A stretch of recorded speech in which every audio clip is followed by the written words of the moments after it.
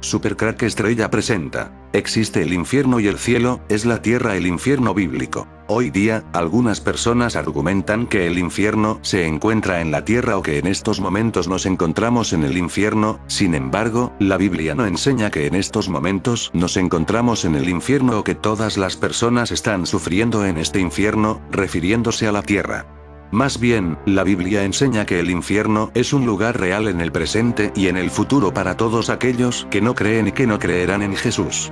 Dios solo envía al infierno a las personas que merecen justamente su ira por la eternidad. Para ser liberados de esta ira, debemos creer en Jesús. JN 3:16.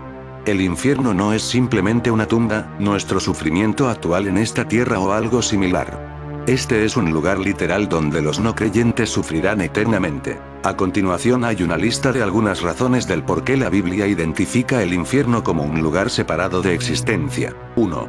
Las personas estarán en el infierno por la eternidad, y ellas no estarán en esta tierra por la eternidad. Cuando no sabéis lo que será mañana. Porque ¿qué es vuestra vida? Ciertamente es neblina que se aparece por un poco de tiempo, y luego se desvanece. 2. Todos aquellos en el infierno serán atormentados eternamente, pero en estos momentos en la tierra nadie se encuentra en un tormento consciente. Habéis vivido en deleites sobre la tierra, y sido disolutos. Habéis engordado vuestros corazones como en día de matanza. 3. El infierno es la ausencia de la presencia de Dios, pero en la tierra todavía tenemos la presencia de Dios por medio del Espíritu Santo, el cual convence al mundo de pecado y habita en los creyentes que viven en esta tierra. 4. El infierno es como un horno de fuego, pero la tierra tiene muchos lugares helados. Como en la Antártida. Pero muchos de los círculos de Dante no son de fuego. En el segundo círculo, los lujuriosos son arrastrados por los fuertes vientos, mientras que en el tercero, los glotones están expuestos a agua, nieve y lodos. En noveno círculo, el más profundo del infierno, Satanás está cubierto de hielo hasta la cintura. Para el diablo, el infierno siempre es un día frío. Incluso para Milton, más allá de las llanuras del fuego del infierno, hay regiones de hielo, granizo, nieve y viento, a donde llevan a los condenados a excursiones obligadas. El cambio no ofrece ningún respiro, pues el frío tiene el efecto del fuego. La variación, de hecho, solo empeora las cosas. ¿Jesús fue al infierno entre su muerte y resurrección? Respuesta. Hay una gran confusión respecto a esta pregunta. Este concepto respecto a que Jesús fue al infierno después de su muerte en la cruz, viene primeramente del credo de los apóstoles, el cual declara, Él descendió al infierno. Hay también algunas escrituras en las que, dependiendo cómo estén traducidas, describen a Jesús yendo al infierno. Al estudiar este punto, es importante comprender primeramente lo que la Biblia enseña acerca del lugar de la muerte. Pero ¿y si realmente el infierno fuera la tierra, el infierno donde llegó Jesús? En las escrituras hebreas, la palabra usada para describir el lugar de la muerte es Seol, y simplemente significa lugar de los muertos o el lugar de partida de las almas espíritus. La palabra griega utilizada en el Nuevo Testamento para Seol es Hades, que también se refiere al lugar de los muertos. Otras escrituras en el Nuevo Testamento indican que tanto el Seol como el Hades son un lugar temporal, donde las almas son guardadas en espera de la resurrección y el juicio final.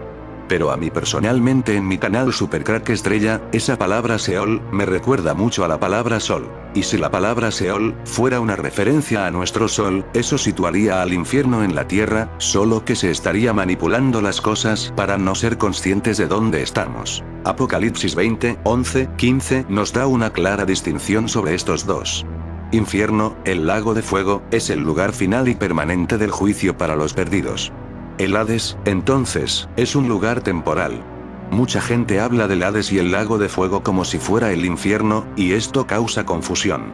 Jesús no fue a un lugar de tormento después de su muerte, pero sí fue al Hades. Algunos opinan que Jesús fue al infierno, o sea, al lugar de sufrimiento del Seol Hades, para ser después castigado por nuestros pecados. Esta idea es completamente antibíblica. Fue suficiente la muerte de Jesús en la cruz y su sufrimiento en nuestro lugar, lo que proveyó nuestra redención, fue el derramamiento de su sangre lo que justificó nuestra limpieza del pecado, 1 Juan 1, 7, 9. Mientras él colgaba de esa cruz, él puso sobre sí mismo la carga del pecado de toda la raza humana, por nosotros lo hizo pecado. Corintios 5, 21 dice, al que no conoció pecado, por nosotros lo hizo pecado, para que nosotros fuésemos hechos justicia de Dios en él.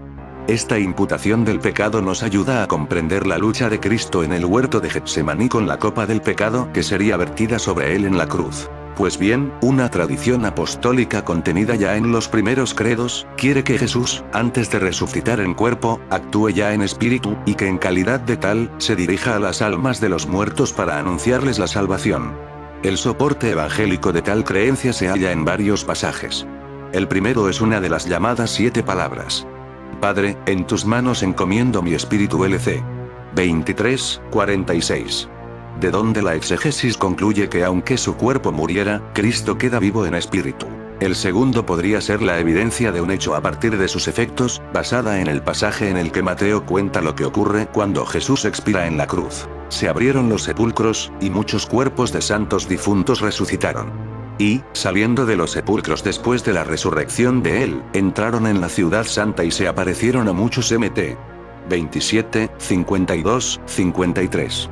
El tercero, el más concluyente, son las propias palabras de Jesús que explica a sus discípulos. De la misma manera que Jonás estuvo en el vientre del cetáceo 3 días y 3 noches, así también el Hijo del Hombre estará en el seno de la tierra 3 días y 3 noches. Mt. 12, 40. Pero si por cada uno de esos días fueran 10 años, si cada día fuera 10 años tendríamos la vida de Jesús en la tierra 33 años. Entonces podría ser que ese infierno al que fue Jesús fuera la tierra si un día fueran 10 años.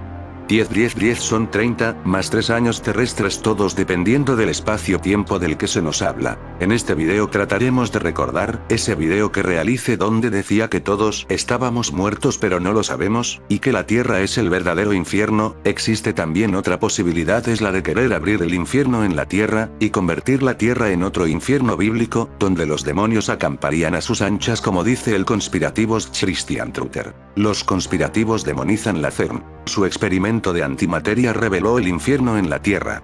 Tras publicar una investigación, la Organización Europea para la Investigación Nuclear recibe una crítica feroz del movimiento de teóricos de la conspiración Christian Truther. Eso fue en el año 2016. Científicos de la Organización Europea para la Investigación Nuclear, CERN, por sus siglas en francés, publicaron el pasado 19 de diciembre del año 2016 una investigación inesperada en la revista Nature en la que anunciaron haber observado con éxito el espectro de la luz de la antimateria. Sin embargo, este experimento pionero no parece haber caído bien en una comunidad de teóricos de la conspiración que acusa a la CERN de revelar la realidad demoníaca en la Tierra. La antimateria, cuya búsqueda fascina desde hace mucho a los científicos, se habría formado junto con la materia que todos conocemos, aunque presentaría propiedades completamente opuestas, de tal forma que al chocar una con la otra se aniquilarían instantáneamente, desatando una explosión de energía que puede ser detectada. Tras la publicación del experimento de la CERN, que marca el primer éxito de la comunidad científica en sus intentos por observar el espectro de la luz de la antimateria, el sitio de teóricos conspirativos Christian Truther publicó un artículo en el que critica a los físicos por haber manifestado el infierno en la Tierra con su hallazgo más oscuro. Dado que la antimateria es espiritual, resulta difícil captarla e investigarla. Sin embargo, ahora, después de que la encontraran en el espectro de la luz, pueden determinar su composición más rápidamente, advierte la publicación. La CERN está construyendo el reino del anticristo, el infierno en la Tierra. El lado espiritual invisible va volviéndose visible y revelando la realidad demoníaca en la Tierra como nunca antes, concluye. La materia es mala. Todas las religiones sostienen que la materia es buena, el mundo es bueno, ha sido creado por Dios. Y Dios es justo, Dios es bueno y ha creado algo bueno para el hombre. Por eso dice la Biblia: y dijo Dios, haya luz, y hubo luz. Y vio Dios que la luz era buena. La gnosis primordial, la que podemos llamar de aquí en adelante gnosis a secas, con mayúsculas, para diferenciarla de otras falsas gnosis que han ido apareciendo a lo largo de la historia, sostiene lo contrario. La materia es mala e impura, la materia es la prisión del espíritu, este mundo material es el infierno. La materia es mala, y si la materia es mala, el creador de la materia debe ser, por consiguiente, alguien malo. Para la gnosis, el mundo material, este mundo, ha sido creado no por un Dios bueno o justo, sino por un Satanás creador. La materia es algo satánico, por lo tanto quien la creó debe ser también un ser satánico. Todo esto nos lleva al pueblo de los cátaros, aquel que fue quemado en la Edad Media por herejes, y decir que la tierra era el infierno, donde teníamos reencarnar una y otra vez, hasta llegar a ser seres humanos buenos. Para los cátaros la tierra estaba reinada por Satanás, que ya estaba aquí en la tierra antes de la llegada de los seres humanos. Según la sociedad secreta de Baviera, Satanás cayó a la tierra con una especie de máquina que abriría portales dimensionales. De allí viene en la Biblia la frase, Lucas 10:18, y él les dijo, yo veía a Satanás caer del cielo como un rayo. El rayo sería como esas partículas que choca el CERN. La frase entera dice, los 70 regresaron con gozo, diciendo, Señor, hasta los demonios se nos sujetan en tu nombre, y él les dijo, yo veía a Satanás caer del cielo como un rayo. Mirad, os he dado autoridad para hollar sobre serpientes y escorpiones, y sobre todo el poder del enemigo, y nada os hará daño. La referencia a las serpientes podría ser una referencia a los reptilianos demonios. El rayo es otra referencia a la tecnología de los ángeles caídos, un tipo CERN. En la sociedad secreta se dice que el lugar donde cayó aquel rayo, fue en lo que conocemos hoy en nuestros días como la ciudad de París, donde está la Torre Eiffel. Este dato no lo encontráis, así que busques. En la novela satánica Illuminati junto con Robert Desnos, y bajo el seudónimo de Jean Silvius, publicó La Papesse du Diable, Editions de Lutece, 1930, curioso relato erótico y apocalíptico en que la gran sacerdotisa del diablo, tras haber conquistado con sus hordas infernales toda Europa, hace su entrada triunfal en París, haciéndose coronar en Notre Dame. Triunfo absoluto del mal sobre todo elemento benigno sobre la tierra. El relato propone una sugerente sucesión de imágenes potentes y cargadas de significado. El estudiante de química quien ha demostrado que el cielo y el infierno existen. Según la leyenda urbana, la siguiente es una pregunta fue hecha en la Universidad de Washington en el Departamento de Química Intermedia. La respuesta de uno de los estudiantes fue tan profunda que el profesor quiso compartirla con sus colegas a través de internet, lo cual es, por supuesto, ¿por qué ahora tener el placer de disfrutar de ella también? Pregunta extra, ¿es el infierno exotérmico? ¿Desprende calor, o endotérmico, absorbe calor? La mayoría de los estudiantes de las pruebas de sus creencias escribió usando la ley de Boyle, el gas se enfría cuando se expande y se calienta cuando es comprime, o alguna variante. Un estudiante, sin embargo, escribió lo siguiente. En primer lugar, necesitamos saber cómo la masa del infierno varía con el tiempo. Por lo tanto, tenemos que saber la velocidad a la que entran las almas en el infierno y el ritmo al que se están yendo. Creo que podemos asumir con seguridad que una vez que un alma ha entrado en el infierno, ya no sale nunca. Por lo tanto, no se producen salidas.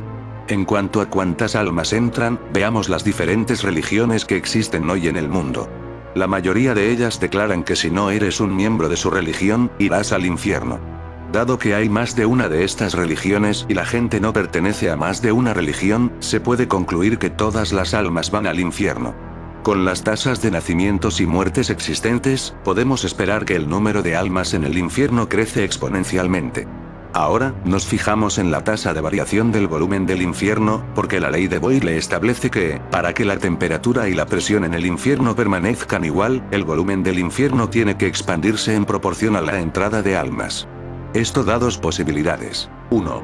Si el infierno se expande a una velocidad menor que la velocidad a la que entran las almas, entonces la temperatura y la presión en el infierno se incrementarán hasta que el infierno se desata. 2. Si el infierno se expande a una velocidad mayor que la de entrada de almas, la temperatura y la presión disminuirán hasta que el infierno se congele. ¿En qué quedamos? Si aceptamos el postulado que me dio Teresa durante mi primer año, que será un día frío en el infierno antes de que me acueste contigo, y se tiene en cuenta el hecho de que me acosté con ella ayer noche, la número 2 debe ser verdadera, y por lo tanto estoy seguro de que el infierno es exotérmico y que ya está congelado.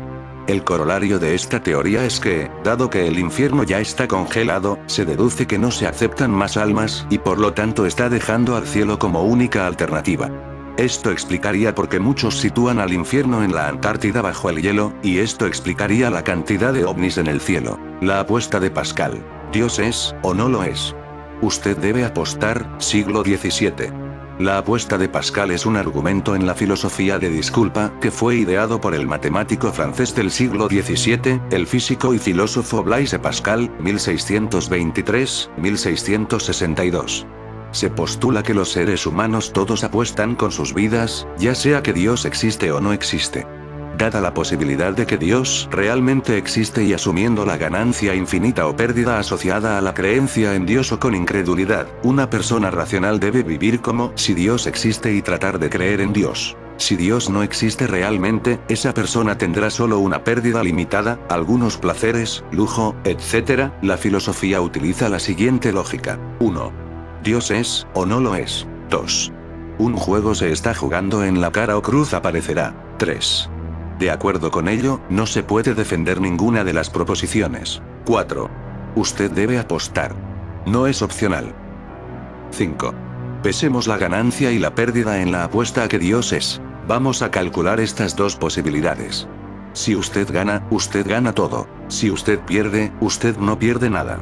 Históricamente, la apuesta de Pascal fue innovadora, ya que trazó un nuevo territorio en la teoría de la probabilidad, marcó el primer uso formal de la teoría de la decisión, y anticipa futuros filosofías como el existencialismo, el pragmatismo y el voluntarismo. Durante una entrevista con CNN en abril de 2007 en Rockville, Maryland, Francis S. Collins MD, Ph.D., director del proyecto Genoma Humano, reafirma que la información incorporada en el ADN prueba la existencia de Dios. Como director de la Human Genome Project, ha liderado un consorcio de científicos para leer los 3,1 mil millones de letras del genoma humano. Como creyente, el Dr. Collins ve ADN la molécula de la información de todos los seres vivos, como el lenguaje de Dios, y la elegancia y complejidad de los cuerpos y el resto de la naturaleza como un reflejo del plan de Dios. Sin embargo, no siempre ha abrazado estas perspectivas. Cuando era un estudiante graduado en química física en la década de 1970, él era un ateo, no encontrando razón para postular la existencia de cualquier verdad fuera de las matemáticas, la física y la química. Luego se fue a la escuela de medicina y se encontró con problemas de vida y muerte en las cabeceras de sus pacientes. Ante el desafío de uno de esos pacientes, que le preguntó: ¿qué cree usted, doctor? Comenzó la búsqueda de respuestas. En su mente, el Dr. Collins admitió que la ciencia, que tanto amaba, era incapaz de responder a las siguientes preguntas. ¿Cuál es el significado de la vida? ¿Por qué estoy aquí? ¿Por qué funciona la matemática? De todos modos, si el universo tuvo un comienzo, que lo creó, ¿por qué las constantes físicas en el universo tan finamente sintonizado para permitir la posibilidad de formas de vida complejas? ¿Por qué los seres humanos tienen un sentido moral? ¿Qué sucede después de que morimos? Dr. Collins siempre asume que la fe se basaba en argumentos puramente emocionales e irracionales, y quedó asombrado al descubrir, inicialmente en los escritos del erudito de Oxford C.S. Lewis y, posteriormente, de muchas otras fuentes, que uno podría construir un caso fuerte para la verosimilitud de la existencia de Dios por razones puramente racionales. De hecho, el Dr. Collins dice que no encuentra ningún conflicto aquí. Sí, también afirma la evolución por descendencia de un ancestro común es claramente cierto. Afirma que si había alguna duda persistente acerca de la evidencia del registro fósil, el estudio de ADN proporciona la prueba más fuerte posible de nuestra relación con todos los demás seres vivos. Según palabras del Dr. Collins, encontró que existe una maravillosa armonía en las verdades complementarias de la ciencia y la fe. El Dios de la Biblia es también el Dios del genoma. Dios se puede encontrar en la catedral o en el laboratorio. Por la investigación de la creación majestuosa e impresionante de Dios, la ciencia puede realmente ser un medio de adoración. En fin, amigos de Supercrack Estrella, si el video te gustó, pulgar arriba.